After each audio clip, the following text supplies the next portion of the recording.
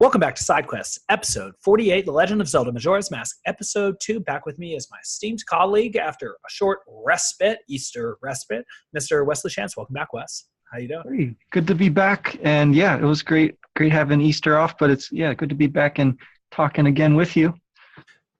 I totally agree. I enjoyed having the time off and getting to clean out some of my sort of action patterns that I developed during the course of war during the semester teaching, and getting to sort of clean up and return to a simpler existence while I was in Fiji, stand-up paddleboarding and snorkeling and seeing sea turtles and black tip and white tip sharks. It was very cool. But I too am itching to get back into the saddle and get moving forward.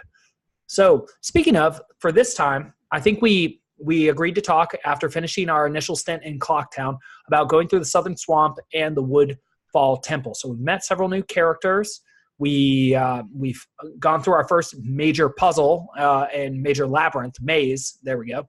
And fought our first big boss and with a couple minor bosses. And I also too had to restart the game when I was at the boss at the boss door with the boss key, because I only had 5 minutes left because I didn't play the inverted song of time quickly enough in order to slow down time. And it just took me time to figure things out, even with a walkthrough by Thonky.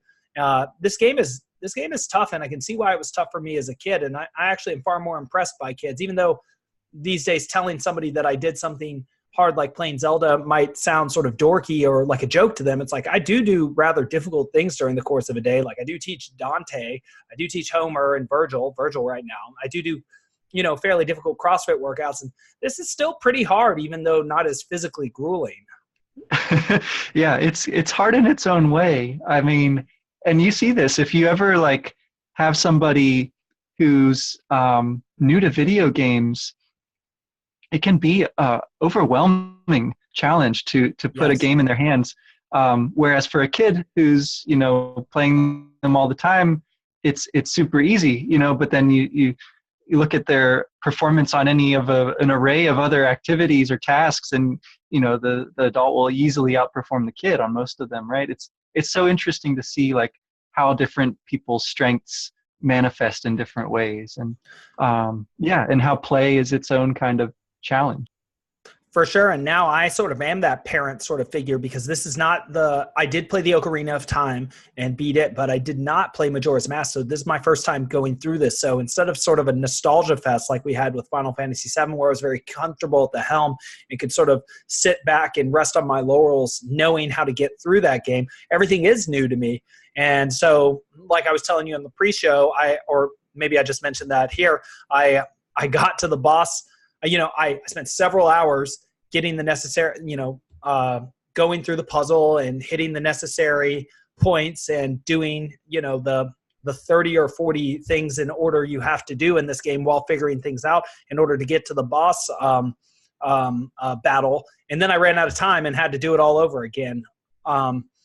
And that, that was tough, but it took some time, and I burned the midnight oil doing that, which is funny. Would seem like something you would do perhaps on the weekend just to unwind, but was definitely felt like work at that time. So it's a very different experience playing this game, not only because of the gameplay being different and being constrained by time, but also because I am sort of that old fogey who's trying to muddle through a game at this point. And, I suppose it will only get harder.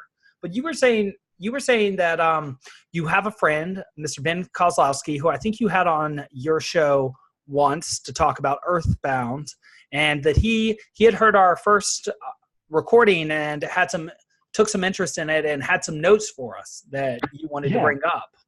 Yeah, and he wrote back a really great reply on Messenger. So I'll just read a little bit of it each time that we meet until we can get him on here. He's finishing up the semester too, and has a lot going on, but he did sit down and wrote, that he would definitely especially like to be on for the Ikana and Stone Tower section of the game, which is one of the later parts. So I'll hold him to that. His thoughts on the first episode. So the first thing he touched on, or rather we touched on the themes of death and identity, which are probably the two biggest and most substantial in the game. But I'd also point out the theme of alienation. You mentioned in passing that Link is disconnected from his own body, rendered powerless.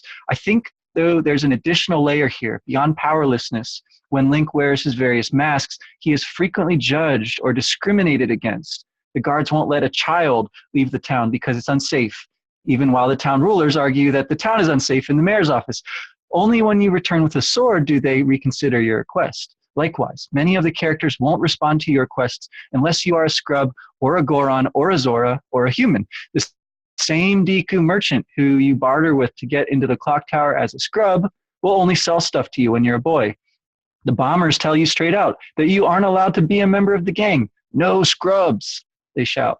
The organ grinder wants to tell you his story, but will only do it to a fellow human. He won't give you the Bremen mask as a scrub. There are multiple games to play in town, but most shopkeepers will turn you away as a scrub. Only the other Deku by the Great Fairy will let you play. And interestingly, if you win their game on all 3 days, they hand over a piece of heart but chastise you for deceiving them. They wouldn't have let you play if they'd known you were a quote-unquote expert. Worst of all, the dog in the Southern District will literally attack and damage you as a scrub, making the whole area perilous. As Link, it is indifferent. I think it's the Goron or Zora mask that makes it follow you around loyally. And you don't want to be a scrub either. You were trapped like this. Some of that functions as tutorial, limiting your power until you're familiar with the town geography and the mechanics, but the resonance is deep. Later, once you get to the Southern Swamp, you won't be allowed into certain areas unless you are a scrub. The racism cuts both ways. The masks certainly offer you physical powers, blowing bubbles or rolling fast, but they also grant you social powers as well. The girl at the treasure box shop flirts with you when you're a Goron, and will even give you a piece of heart if you win the game, the only really worthwhile prize. This is especially important because it defines the Skull Kid as well. He too only wanted acceptance and friendship. He too was kicked out of the bombers and was shouted at by the astronomer, but I will come back to him.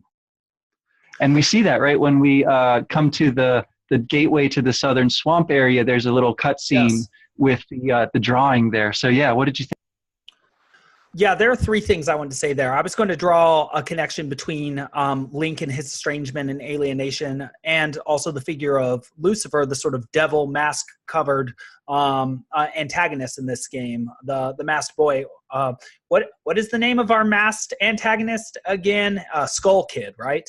Mm-hmm, yes. Mm-hmm. Again, that connection to life and death. And again, I think we see several connections to death in this Woodfall Temple too, where we actually literally fight against evil amorphous demons in the dark.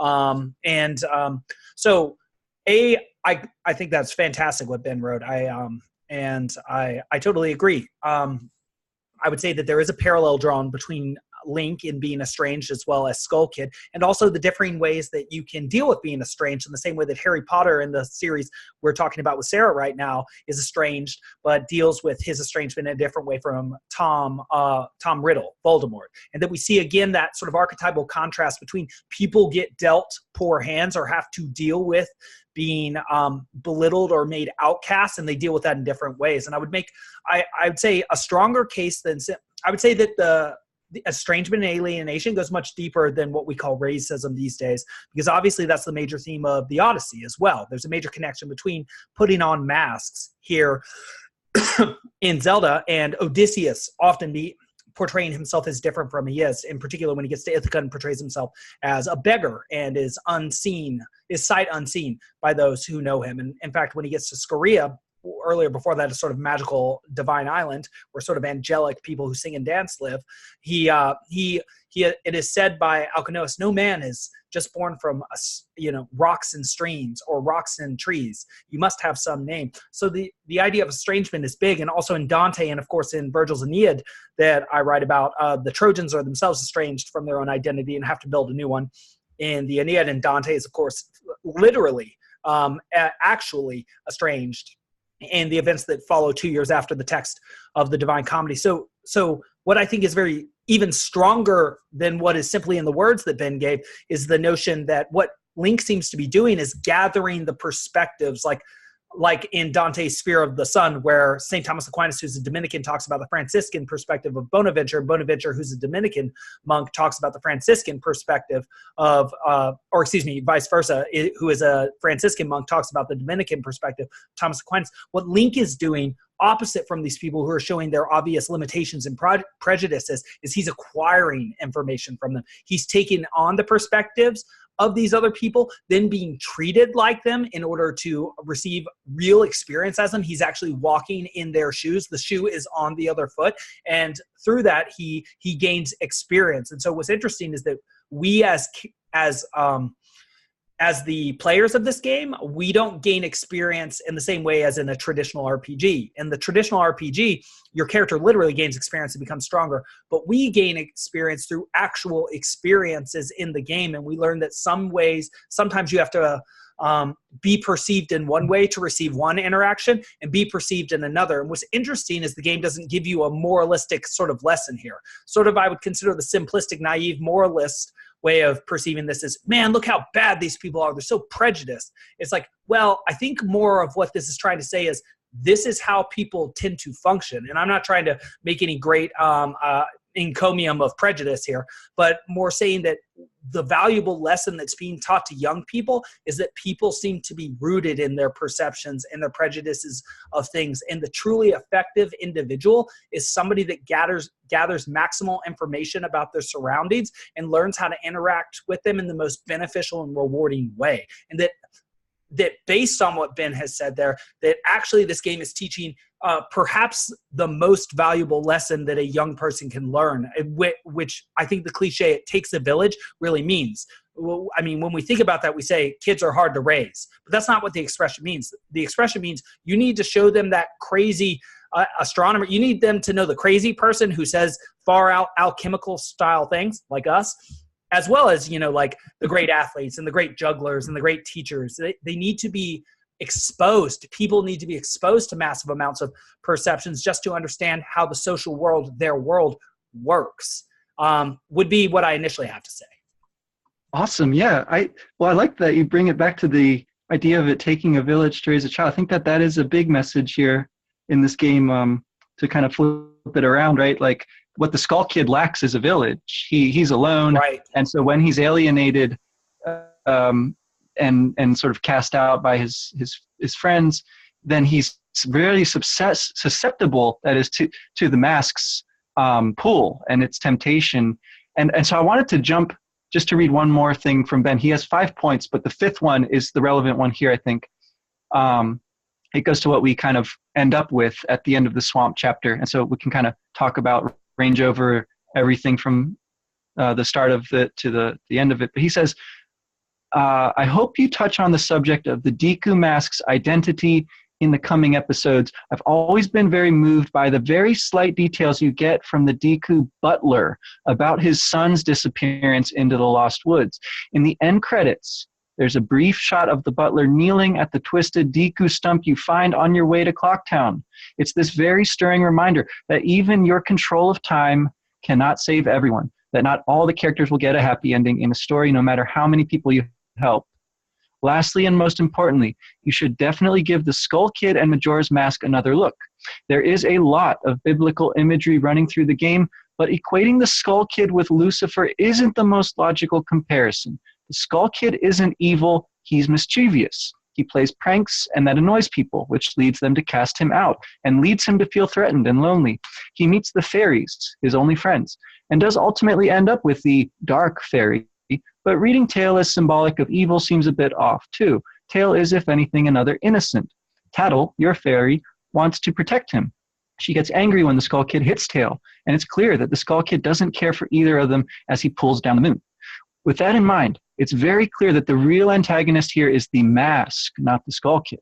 Looking forward, the first thing Majora's Mask does when the moon is stopped is get rid of its puppet, the Skull Kid.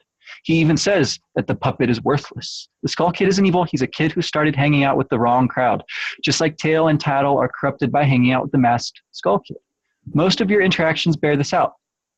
On the one hand, the Skull Kid is scary and threatening. He commands the moon, turns you into a scrub, smacks Tail, steals your horse. But on the other, he is juvenile and silly. He laughs when he turns you into a scrub. A funny joke. He waggles his butt at you when you stare at him through the telescope. He plays with your ocarina when he steals it and hides it behind his back when you catch him. He's dangerous, but dangerous like a 7-year-old with a handgun. The mask is what makes him scary. And he, too, is playing a role. He wants to be tough, to not need people, to not feel hurt. And the mask empowers him to live that fantasy. So throughout that, the mask is capitalized. It's making a distinction, I guess, between the character of the Majora mask and what it represents versus or laid over top of the Skull Kid and what he seems to represent. So just to put that one out there, again, there's three other big points that we'll come back to another time here. But yeah, what did you think? Does that distinction hold up for you? Yeah, so there are just a couple things I would respond to that. First, whenever we look at figures of Lucifer, we consider Lucifer as the archetype of evil here, and that's simply the Christian and most developed representation of it. That's what we're talking about are archetypes in literature, and so the figure of evil, who is the antagonist, is to some extent in each text or movie or game that we play, whether it be Sephiroth or Voldemort or Mephistopheles or, you know, the Miltonian Lucifer that I teach, which is a very Christian Protestant one, who is, I think, the more archetypally evil one. We do strive to differentiate those figures, and I would say that this is far more like a Mephistopheles sort of Lucifer than it is a Miltonian one. That said, we do bring up Jungian psychology often, and the notion of the archetypes. Well, Jung explicitly said that an archetype is something that wears you like a mask. And so I want to be careful not to, take away individual responsibility from the masked kid. It is obviously him who makes his own choices, though he is young. B, I would say that because this is sort of a child's game, he's portrayed in sort of a humorous and innocuous way. But C, he is also bringing the moon down to destroy the world. And that is a choice he made. And something that Tale is quick to remind us is that I can't believe that he did this based on just that small resentment that he felt. And so I see a direct connection between him and Cain, and I see a direct connection between Cain in the Old Testament and the Lucifer that's not in the New Testament, but is the Christian figure as well. So I would say that as well. Also, just to talk about the similarity between Lucifer and the trickster figure, it is, of course, the Odyssean Hermetic figure, the Promethean figure who steals fire from Zeus in the Greek mythology and religion. He is a trickster. And Hermes is a trickster with Titan blood, and those are both prefigurations, so says Carl Carrini as well as Carl Jung, of a Lucifer sort of figure. Part of what Lucifer does as a symbol for the rational intellect is he steals. He takes something that is not rightfully his, just like Adam and Eve take knowledge, they arrogate knowledge that was that by some accounts is by nature theirs because of their innate curiosity and desire to acquire information and their ability to it, regardless of moral injunctions put on them even by God. But that part of what makes something punishable is the fact that it goes outside of the rules. In fact, this is explicitly what Dante has Adam say in Canto 26 of the Paradiso.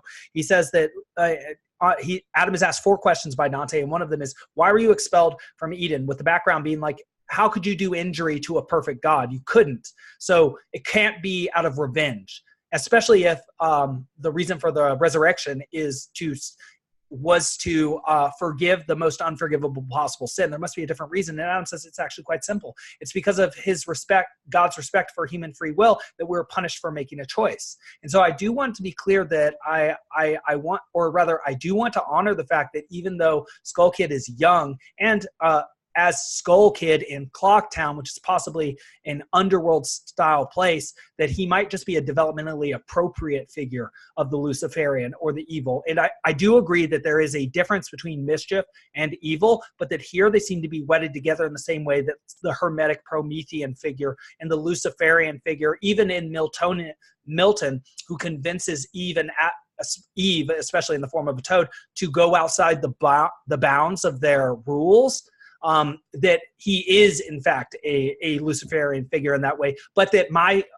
idea of, or the archetypal image of Lucifer is not as profoundly evil in the darkest possible way one can imagine. In fact, that there are seemingly mundane features of it as well. I do agree, though, that he is childish and that we should keep in mind that there is an influence of a mask on him, but I would say that it is his initial choice to earn the mask through violence and theft, and him walking down that path that I do hold him responsible for that in the same way that I would hold a Lucifer responsible, or say an Adam and Eve responsible for their decisions.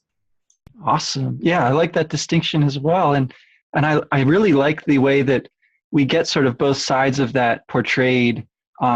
We see the Majora side first, and so it's easy to kind of conflate Skull Kid in Majora's Mask because he's wearing it when we first see him, right? But then as we're going along, after we sort of have our small victory over him, getting back the ocarina, learning from this salesman that it's the mask that's evil, and that this imp has just kind of taken it from him. Well, so then we see through the reminiscence of drawing the picture, which I find very interesting. It's like an instance of artistic creation within the game, which I'm always kind of curious about. Within that, then we see the cutscene where he's sort of playing because he was sad. He's very sympathetic in that way, but then he goes too far. He takes the mask, which isn't his, which is much more dangerous than he realizes, and it seems to really lead him astray. And I just, in passing, I just really like the thought that there is some kind of pun on the way that he like spanks his butt at you. It's like a mooning action, right? In English we say mooning, and it's like the moo. Yeah, get it? Right? I don't know if that's there in Japanese, or if they're kind of trying to play with that in English or what. But I find that kind of awesome. So I also think like the playfulness of it is so key, because like the entire game, right, is structured in one sense as you're trying to set right something that has been obviously gone wrong, but on the other hand, the action of setting it right is where the fun comes in. Like that's what makes the game interesting, is because you have to solve all these problems. And so there's a deep sense, really maybe not that deep, maybe kind of simple, but like you don't get to have the story without the evil. And so the evil in some sense is like intrinsic to the play and to the fun and to the learning that takes place through that, learning about good and evil in a safe environment, right, of the game. So I find that all very, very cool. Like, Skull Kid has done a bunch of stuff that leads you to learn about your powers. Like he puts that balloon there. You have to learn how to pop it with your bubbles. He steals pieces of the fairy. So you have to like really solve a lot of challenging little puzzles to get all the fairies back and return them to the great fairy, right? So that she can grant you your next ability. It's interesting the ways that the dungeons are laid out such that you're able to defeat them, right? Like they're structured to teach you how to get better and to teach you how to proceed in sort of gaining experience, quote unquote, right? And so I just think that that's all kind of built into that one little action there. And again, the sympathy that you feel towards the character, I think makes this a more interesting experience. And I like what you say about all of the complexity of the bad guy archetype. Yeah, while you say all that makes me think so much about Final Fantasy VII and the fact that Sephiroth's negative actions are what allow Cloud to eventually find himself and to become far more powerful than Sephiroth ever was, and of course by joining a team as well, and individually, as well as Harry Potter becoming the hero, the chosen one he is, precisely because of the actions of Voldemort. But I want to touch on the other thing that Ben talked about, the Deku Mask.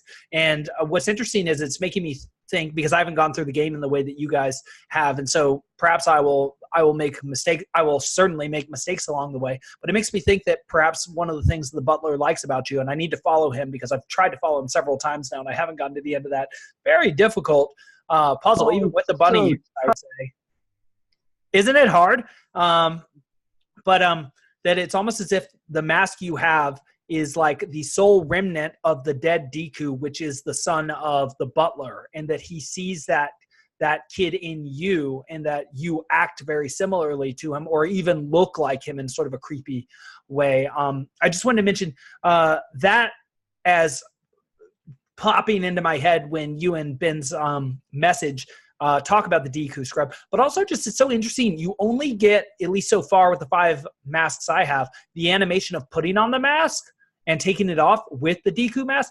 And it does seem to be a horrible reduction, and also sort of like very much against your will, right? When you first were running away from the spirit of the Deku, you were running from it and it overtook you. And even now you sort of scream in horror.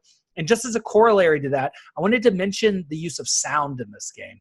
4 times I've really been struck by it, maybe 5. The masked salesman's laugh, which I brought up last time, the kind of horrific, grotesque laugh of the the sort of horrific, grotesque, great fairy, the ha ha ha ha when she appears and disappears, as if she is that which accompanies mirth. But also the crying of Skull Kid when we see that cutscene you talked about, when we first see his art with, I forget whether our fairy is Tail or Tattle. I think it's Tail, right? Or is it Tattle? I'm pretty sure Tattle. Yeah, it's Tattle. Okay, it's Tattle, and that he's really sobbing, and it's it's hard to listen to. But then also in the first dungeon, the Woodfall that we see, there is the music in the Woodfall Temple is like it's like a scream. It's very, very creepy and hard to play to, and so just the use, because our character doesn't have any dialogue himself, the use of those sounds I find so fascinating. Just as something to go down after talking about the Deku Mask a little, this first mask that we have put on us is as if it is in some way a representation of the first perceptions that people have of us, that they project onto us, that we don't have the opportunity to perfectly tailor or something like that. What do you do with that?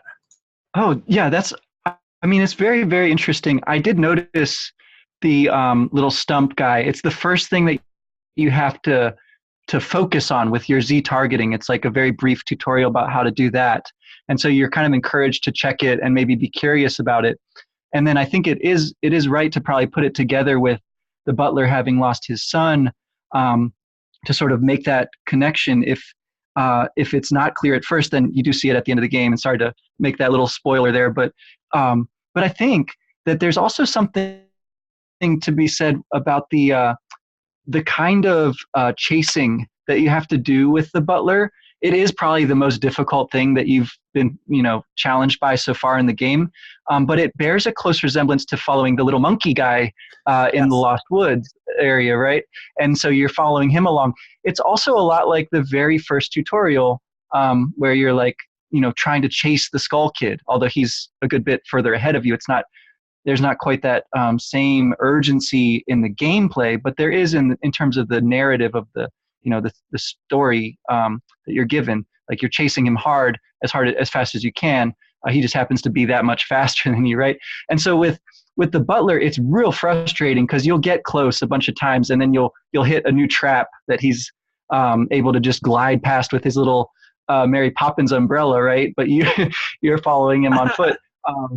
And when you do finally catch up at the end, he apologizes and says, I may have made it too difficult, but I just got carried away because it's like playing with my son when we used to race, and so again, you have this kind of sympathy for your quote unquote villain character there, Anyway, but I think, it's interesting too, because he gives you the prize you get for that is a piggy mask that will sniff out truffles in the woods, which is what the witch mentions, right? If she could only get some mushrooms, she could make a better potion or whatever.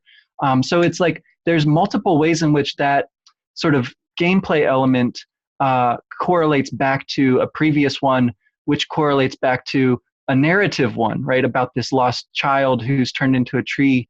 And I think it's something like what you're saying about like putting on the mask, right? It's a kind of shock to change in that way.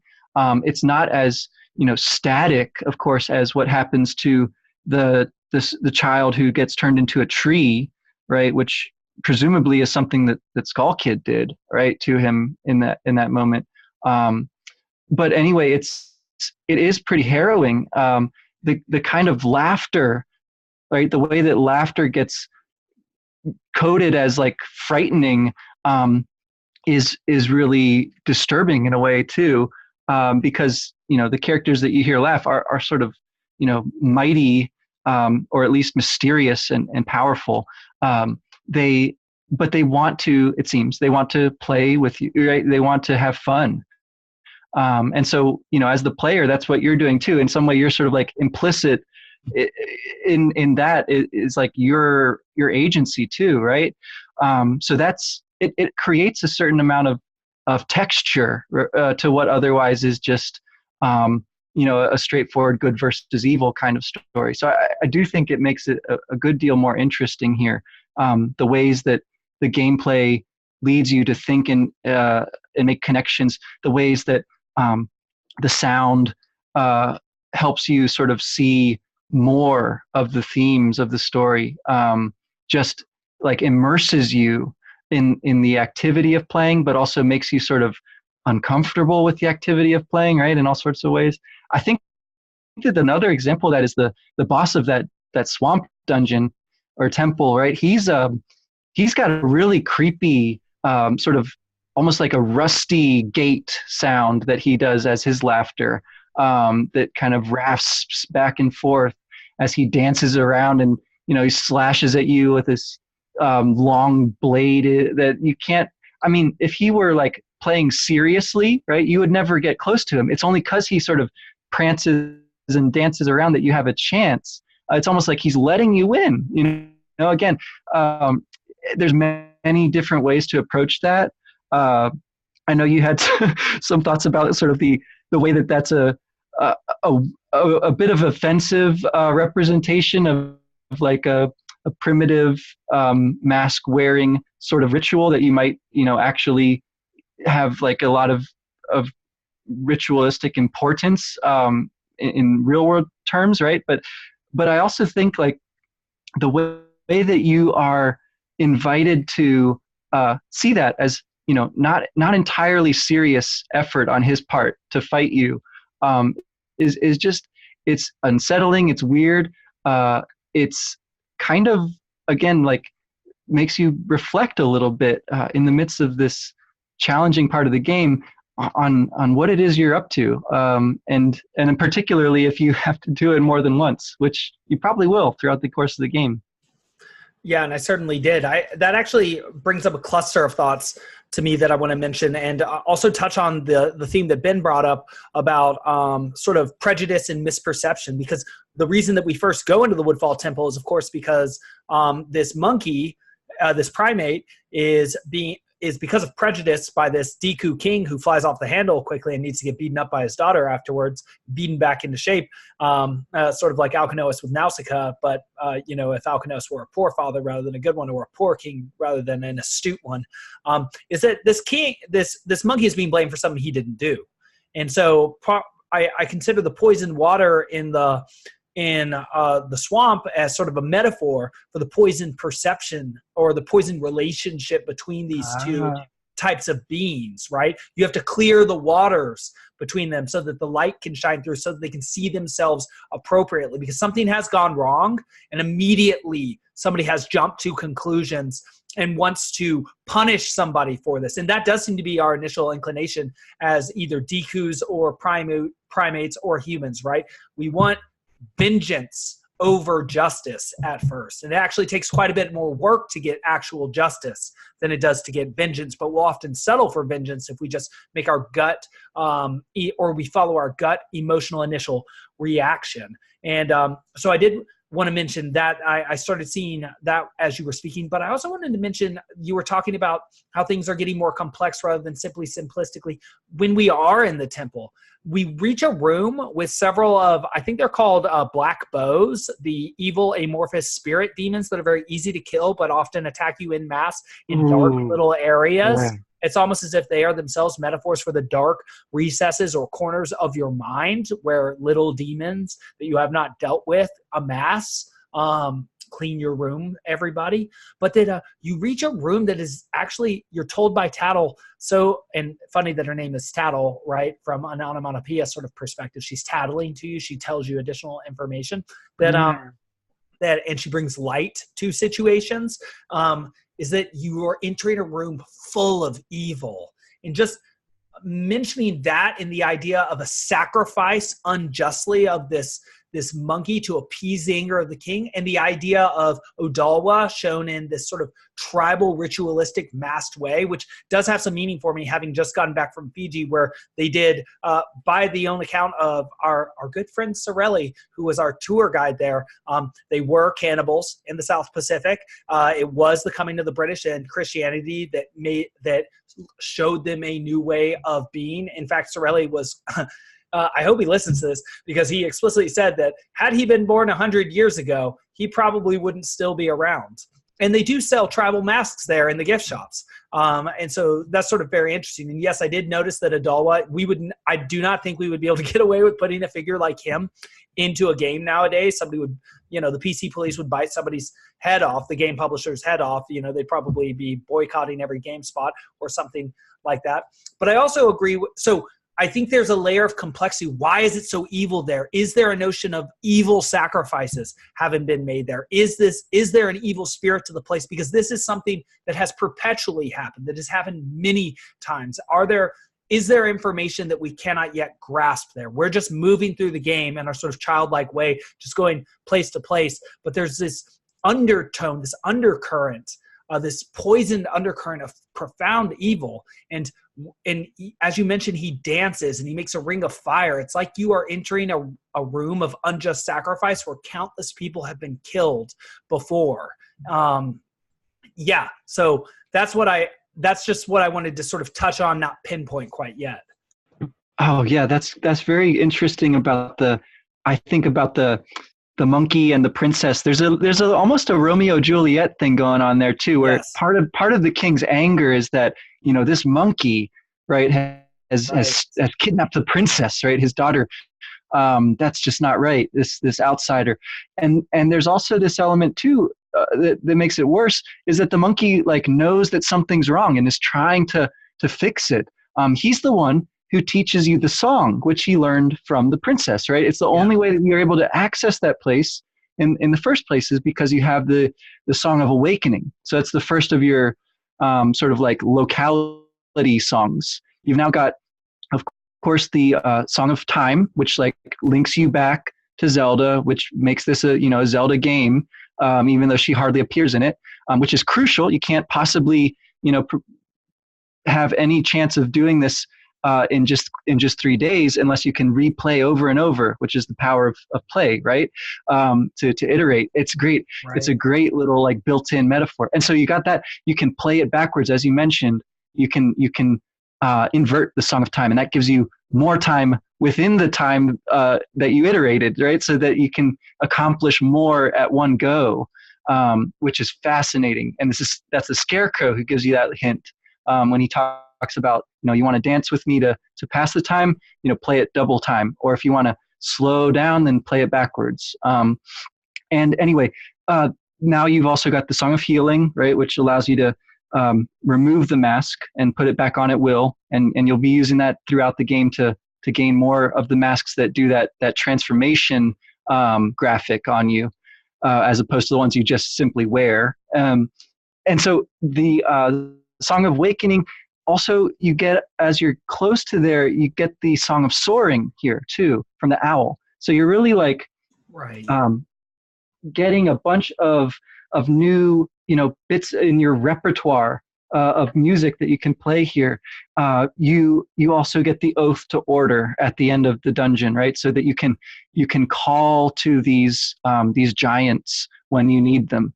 And so I think there is something to that feeling that this place is deeply evil, but I would agree that that's because of something that has changed, that has gone wrong, and that's down to, again, ultimately the mischief of the Skull Kid, which is being perverted or passed through the sieve of the mask, right? This very evil ancient tribe would use it in their hexing, right? So it's like this much older and much more dangerous kind of mischief, so to speak, on a much grander scale. But that underneath of that, there is the sort of good or benevolent, spirit of this place, which is embodied in the songs, which can be brought together to stave off, right, the ultimate cataclysm of the moon coming down. So right. that you sort of are go. I just wanted to say that you're just making a connection, the evil overlay with the thing that is better inside of it just reminds me of Darth Vader and what we see at the end of his time in Spirited Away, of the mud demon that's actually a dragon, and then ultimately about what Ben was saying with Skull Kid too himself, that what you see is that, and something that's mentioned about the temple is that the deity is gone, right? This is also in the Nazi inversion of the Hindu swastika symbol too, right? That there's a corruption or an overlaying, an impurifying of something that is supposed to stand in, like an overarching idea that is in some way twisted or turned, and that what is evil is not so much the creation of something new or just doing something that is quote unquote bad, but that it is a twisting or an obscuring or a turn. Something. There's a better word than twisting, a more damning word than that I should be using. A perverting. That's the word I'm looking for, of that which is already there. Yeah, exactly. Right. And I think that there's a great element of that in the form of, you're fighting against evil as it sort of manifests in all these places, then will, reveal the true sort of underlying good of those places. So once you defeat the masked guardian, then you free the guardian and you remove the poison from the water. Right now now it's fresh again, and you reunite the princess with her father, and you free the monkey. So it's like you accomplish not like so much a new thing in the world, but a restoring of what is ultimately true about that place, right? That has been corrupted, but only momentarily, right? And only, again, sort of only insofar as it will be possible for you to set right, because that's the nature of the game, which is helpful. I don't know that, things are always that way. And I think Ben's point about the butler's son is a good one, that there are some things that can't be corrected within the frame of the game or the story. That's important to remember, because there's, if you study like enough of a subject, you find that there's certain insoluble problems within that subject, whatever it might be, that's sort of the proof that you're really getting deeply into it, that you can see that there's limits on what you're going to be able to accomplish with it. I think that's just the nature of it. So the last element I wanted to be sure to touch on today was the bow, right? The mechanics of the bow and having that ability to shoot arrows from a distance.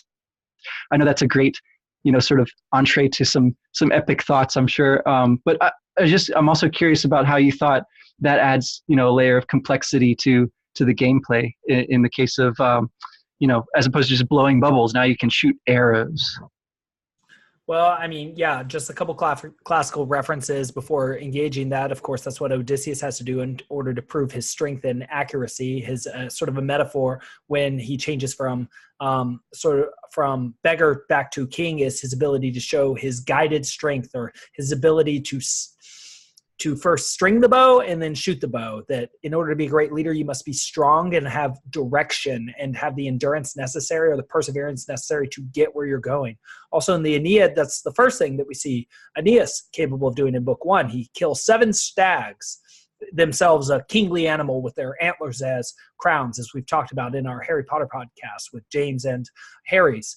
Patronus, which of course comes from the word father, pater, being a stag. And so arrows are big. And of course, that's one of the very first similes that Dante uses in the Paradiso, like a bow or like an arrow being shot from a bow, which he uses the literary device hysteron proteron in order to show us that the thing that happens first happens last. The thing that happens last happens first. But the bow is an interesting gift of the Magi at first.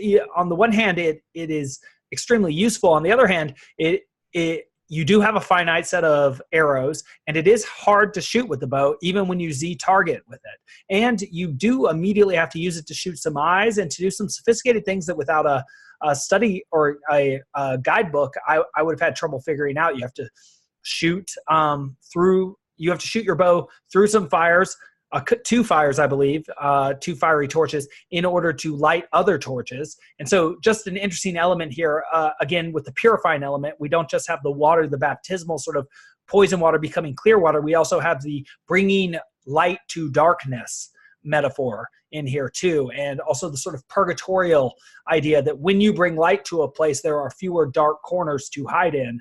And that there's an element of things are better when there is less room to hide there. but I liked that I could kill bugs that bugged me when I was floating through the air as a Deku scrub. I thought it was interesting that the Deku cannot use the bow and arrow. Only you as Link can do that. And that, in fact, there's a boss, the annoying Toad boss, who rides on a swirling a turtle, where you actually have to be a Deku first, then change back to a human and shoot him with your arrows. And so I thought it was interesting that you got your bow and arrow so soon in this game. I feel like it takes longer, substantially longer in the Ocarina of Time to get outfitted. Maybe it just felt that way when I was younger. Everything felt like it took more time. But I just wanted to make those classical references, which you knew were coming, but also mention that but mention what I mentioned. What do you see there? Oh yes, absolutely. Yeah, I love the mechanic of shooting the arrow through the fire. There's lots of ways that the bow is adapted to other purposes besides just hitting things from a distance, right? There's so much more that you end up using it for. In the original Zelda on the Nintendo system, it's like the key item because you have to get the silver arrow. That's the only thing that can hurt the final boss of that game, Ganon, in his pig form. So pigs again. But yeah, I think there's something clearly like mystical about being able to shoot from a distance. It's not unlike spitting the bubbles might sort of in a playful way allude to it as well, right? It's like words. That's another of the classical references that I wanted to be sure to bring up, right? That words are winged, that they speed like arrows, right? That they fly and can wound. Of course, Cupid's got his arrows, and that's what makes love interesting after all, right? So it's like there's so many ways in which the bow can be used, and I love that the game incorporates that, right? You use the bow to shoot and solve puzzles, but also to light things on fire, to open up new areas, and ultimately, right, to inflict the kind of coup de grace of the classic Zelda game. It can only happen through use of the silver arrow again. I think of the far shooter Apollo or Artemis, right? The huntress, with that image of kind of the sun and moon. Yes. Yeah, like as she is literally called the Lady of the Silver Bow, and the bow is shaped like a crescent moon, like you said, and she works at night, like a figure of Mother Nature. And it's so interesting because, like you said, I'll let you get right back to it, but even in Dante, there are two keys to heaven that are held by Peter. One is gold and his power. Of course, one is silver, and that's reflection. Far out, yeah. Well, so I'm glad that we have made it through the first big sort of section of the game now that we are out of Clocktown and able to explore the world. So the southern swamp came first. So next time for the mountain, I think we can again sort of cover a lot of that, at least in one episode. I think that Ben suggested that between the mountain and the sea that we pause to explore the town a little bit more. I'll check on that. It's definitely a part of the game that we need to go back to, is all the characters and all of their stuff going on. But I think, that again, we should go on to the mountain for next time and explore that. So yeah, I think that we got around to pretty much everything I was really, really interested in talking about. I'm excited to see what you think of as the challenges mount. If you're able to keep up with them and keep improving your skill with each of these new items and these new mask abilities. I'll do my best to manage the complexity of it. I'm giving my best to this game, and hopefully I'm not so much of an old fogey, so unfun, as our friend Vincent Reese would say, quoting Adventure Time, that I can't muster up the ability to do it. I'll do my best, and so get to the mountain for next time, and I imagine that means we're going to be meeting some Gorons. You are astute. Yes, indeed. Well, awesome. Thanks again. Thank you. Wonderful conversation as usual, and looking forward to Harry Potter this week. Yes, for the listeners to multiple of our episodes and also yours specifically, I believe you are having your final episode on Twitch on the Golden Compass this Tuesday at 4:30 p.m. Pacific Standard Time, is it? Pacific Time, West Coast time. The current 4:30 on the Pacific Coast. So yeah, thanks for mentioning that. It's live on Twitch, but if you can't make it then, that's fine too. Just, send any questions or comments about Golden Compass, about Philip Pullman, about the new show that's coming out, or the new book that's coming out, or just any questions about Demons and Dust, which is my perennial sort of point of fascination with those books. And the Story of the Fall, which, we've always come back to. It's like that's such a great retelling of that story. I'd never tire of talking about it. So yeah, excited. Well, I can't wait to hear it, and I hope to hear it live at that time and to pepper some questions, and especially ask you about the fall and how the Golden Compass is a retelling of it. That'll be fascinating to hear about. But if I don't hear it then, I will hear it right after. Those of our listeners who listen on the East Coast, I think will have a very good time. 7:30 to hear it, or 6:30 if they're in Central Time, and that'll be wonderful. But yeah, I think that'll be great. I'm looking forward to hearing it. Hopefully, I can hear it live. Hopefully, all our listeners here go and listen to it live for their chance to have sort of a seminar with you as well. Also, I'll bring this up when you're back with Sarah, but if the listeners want a real treat, they should listen to our most recent conversation at the Leaky Cauldron, where you and Sarah went to NorwestCon 42 and gave a seminar. I mean, people were fired up and very interested in your method of conducting that conference discussion. And, I've been to a lot of conferences now, and it is not always the case that people will get off their cell phones and actually listen to what it is you have to say. And people seemed, I don't know, it seems like people were amped up to hear y'all and the method that you were using to engage them, and with the text. Oh man, yeah, that was so fun. Such a great group of people that showed up for that.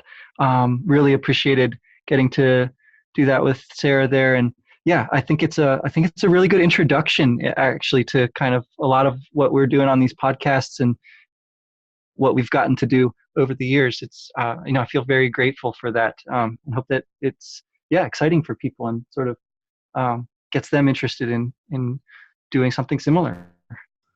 Well, looking forward to paying it forward, because these have been wonderful experiences, and happy to share what it is I find, and to share it with you, and to share it with Sarah, and to share it with our ever-growing but small and rich community at this point. Yes. Always a pleasure. Always a pleasure. All right. Till next time. See ya.